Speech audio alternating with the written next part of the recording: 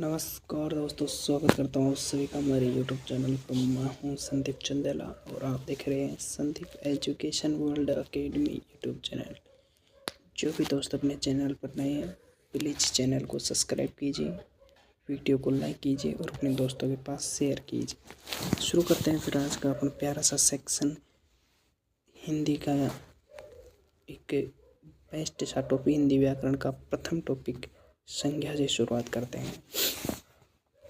संज्ञा को पढ़ने से पहले अपने व्याकरण के बारे में कुछ देख लेते हैं कि व्याकरण होता है। व्याकरण क्या होता है? व्याकरण का शाब्दिक अर्थ क्या होता है कि व्याकरण के द्वारा हम किसी को बोलने व लिखने, व्याकरण के द्वारा हम किसी को बोलने व लिखने में सहायता लेते हैं। किसकी? व्याकरण की सहायता बोलने और लिखने में ली जाती है। ठीक है, बात करते हैं कि व्याकरण के अंदर हम मुख्य रूप से संज्ञा, सर्वनाम, लिंग, वचन, कारक, विशेषण, क्रिया इत्यादि का अध्ययन करते हैं या इत्यादि का बोध करते हैं। किसके अंदर? व्याकरण के अंदर। ठीक है, तो इनमें से आज अपन पहला टॉपिक की शुरुआत करने जा रहे हैं जिसका नाम है संज्ञा। संज्ञा जिसे एक विकारी शब्द कहते हैं।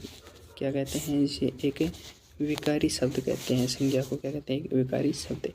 ठीक है, संज्ञा का शाब्दिक अर्थ क्या होता है? संज्ञा का शाब्दिक अर्थ होता है पहचान या नाम। क्या होता है? पहचान या नाम। ठीक है, बात करते हैं कि मूल रूप से संज्ञा के कितने भेद।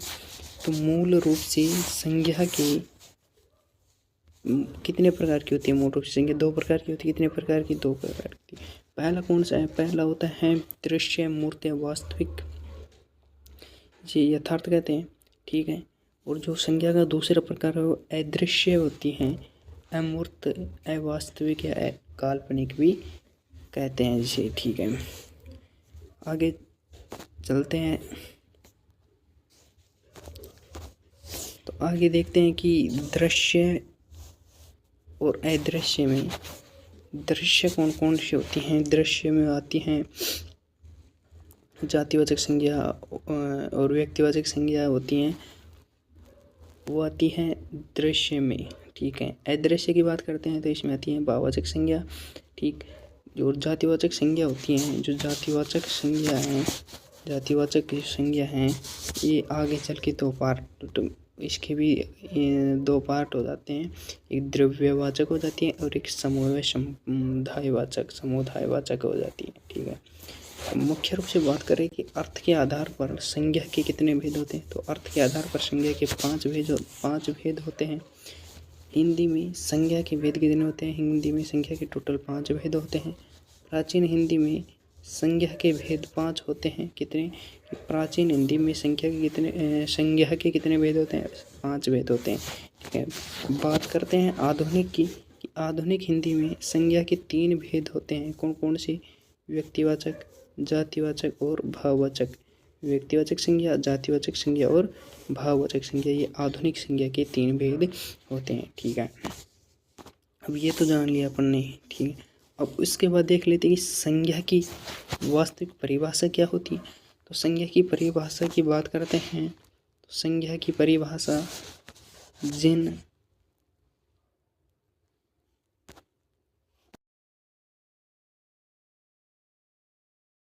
ठीक है, बात करते हैं संज्ञा की परिभाषा की। तो संज्ञा की परिभाषा है किसी की जिन विकारी शब्दों से किसी व्यक्ति, वस्तु, स्थान और भाव आदि का बोध होता है उसे संज्ञा कहते हैं। कि जिन विकारी शब्दों से किसी व्यक्ति, वस्तु, स्थान और भाव आदि का बोध होता है उसे संज्ञा कहते हैं।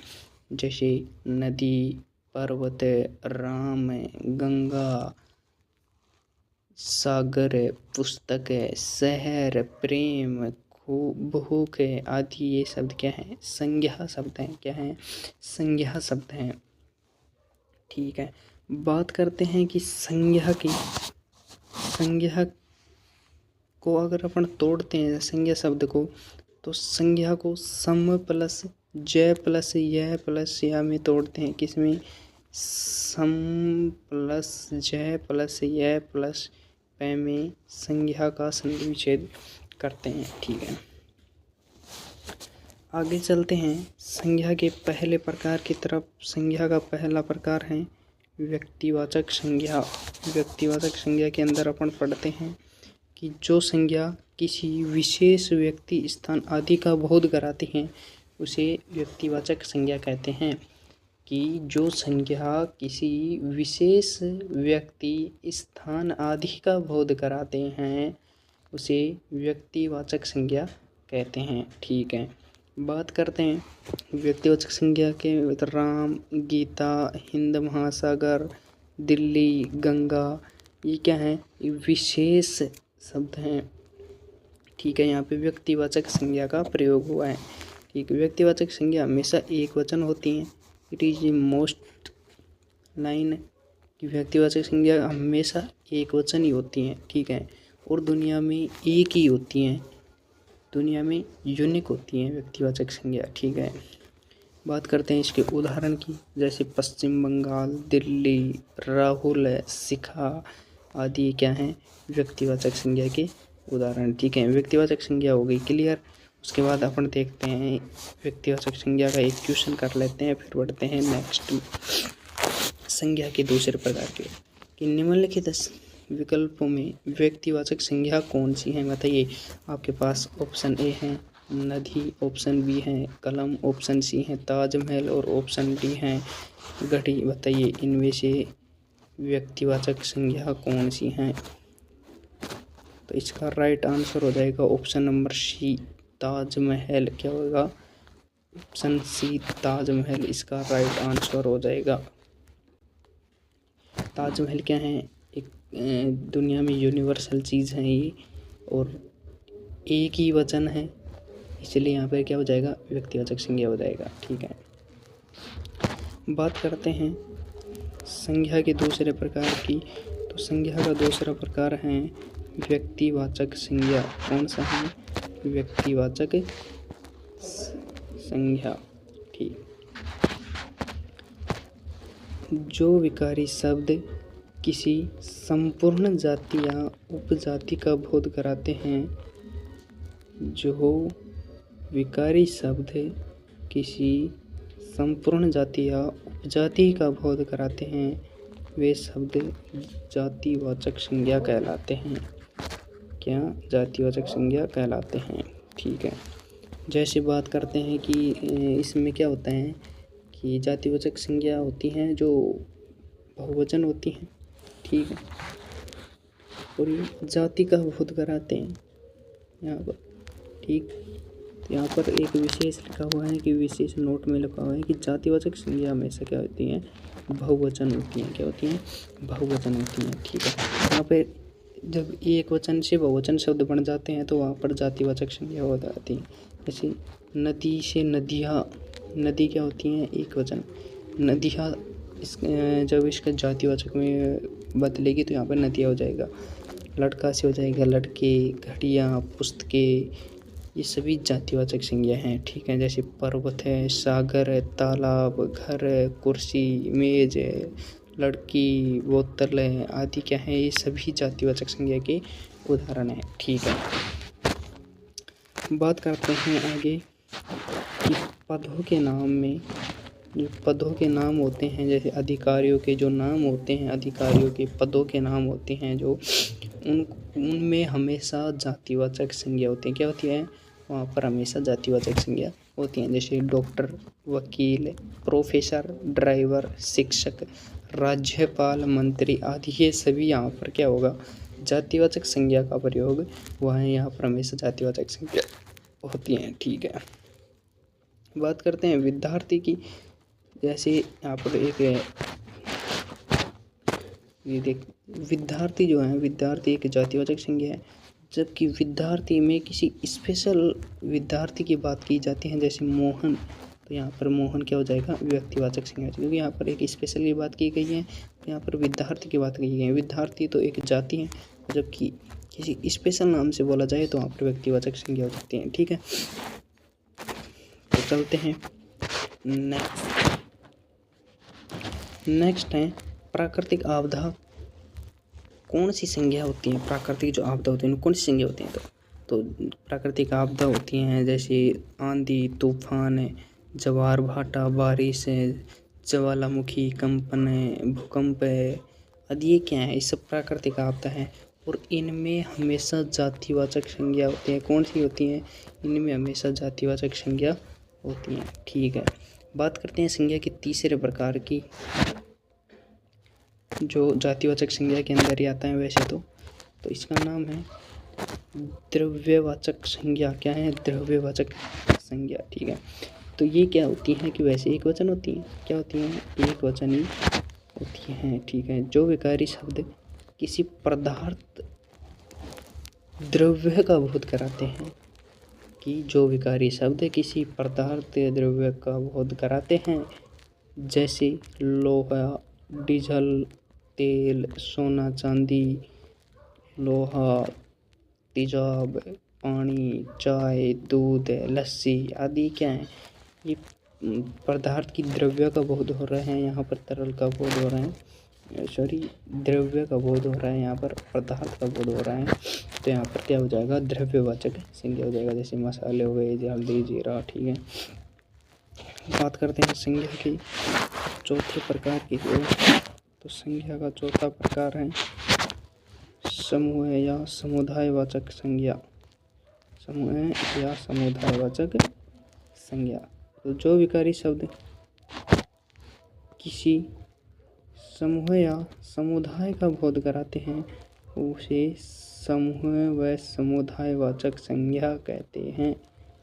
जो विकारी शब्द किसी समूह या समुदाय का बोध कराते हैं उन्हें समूह या समुदायवाचक संज्ञा कहते हैं। ठीक है, जैसे झुंड हो गया, कक्षा, समिति, सभा, परिवार हो गया, फौज हो गया, सेना, दल, भीड़, मेला, गट्ठर, ढेर इत्यादि ये शब्द क्या हैं, ये समूहवाचक संज्ञा के अंदर आते हैं। ठीक है, समूहवाचक शब्द होते हैं जो वो एक वचन होते हैं। क्या होते हैं, ये एक वचन होते हैं। ठीक, राइट। तो बढ़ते हैं संज्ञा की पांचवें प्रकार की ओर। संज्ञा का पांचवा प्रकार है भाववाचक संज्ञा। कौन सा है, भाववाचक संज्ञा। इसे क्या कहते हैं, इसे अवास्तविक और अदृश्य संख्या के अंदर आते हैं। इसे सिर्फ एहसास किया जा सकता है, इसे एहसास किया जा सकता है, इसे देखा नहीं, वास्तविक रूप से देखा नहीं जा सकता। इसे अदृश्य होती है, ये इसको सिर्फ फील किया जा सकता है मतलब। ठीक है, तो भाववाचक संज्ञा, जो संज्ञा शब्द किसी दशा, गुण, अवस्था, स्वभाव आदि का बोध कराते हैं उसे भाववाचक संज्ञा कहते हैं। जो संज्ञा शब्द किसी दशा, गुण, अवस्था, स्वभाव आदि का बोध कराते हैं उन्हें क्या कहते हैं, भाववाचक संज्ञा कहते हैं। ठीक है, बात करते हैं कि प्रत्यय जो बाद में लगने वाले शब्द होते हैं उन क्या करते हैं, शब्द के बाद में लगते हैं जो शब्दांश उन्हें प्रत्यय कहते हैं। तो प्रत्यय कौन कौन सी, आ प्रत्यय, पन प्रत्यय, हर, आहट, आई, आव, तऊ आदि जो प्रत्यय होते हैं, ये प्रत्यय इनके शब्द के अंत में लगते हैं। जिन शब्दों के अंत में ये प्रत्यय लगते हैं वहाँ पर भाववाचक संज्ञा होती हैं। जैसे कि इनके उदाहरण की बात की जाए तो उदाहरण में आएगा मानवता, यहाँ पर आ प्रत्यय आ रहा है लास्ट में, ता, आ। ठीक, स्वीतु, बचपन, बनावट, सजावट, सुंदरता, घबराहट, मिठास, अच्छाई, बुराई, चिकनाई, बुढ़ापा, जवानी इत्यादि शब्द क्या है यहाँ पर, सभी में क्या और भाववाचक संज्ञा का प्रयोग हुआ है। कौन सी संज्ञा है यहाँ पर, भाववाचक संज्ञा हुई है और इनमें इन्हीं प्रत्ययों का प्रयोग हुआ है। आपन, हट, आहट, आई, आऊ, तऊ इन प्रत्ययों का प्रयोग हुआ है इन शब्दों में। ठीक है, तो आज के लिए इतना ही, मिलते हैं आपसे नेक्स्ट वीडियो में। तो जो भी दोस्त अपने चैनल पर नए हैं प्लीज़ चैनल को सब्सक्राइब कीजिए, वीडियो को लाइक कर दीजिए और अपने दोस्तों के पास शेयर कीजिए। आपको इस चैनल पर कंप्लीट नोट्स प्रोवाइड किए जाएंगे और पूरी क्लासेज एवं प्रैक्टिस सेट भी यहाँ पर उपलब्ध कराया जाएगा। तो प्लीज़ चैनल को सब्सक्राइब कीजिए, लाइक कीजिए वीडियो को और मिलते हैं आपसे नेक्स्ट वीडियो में। तब तक के लिए जय हिंद।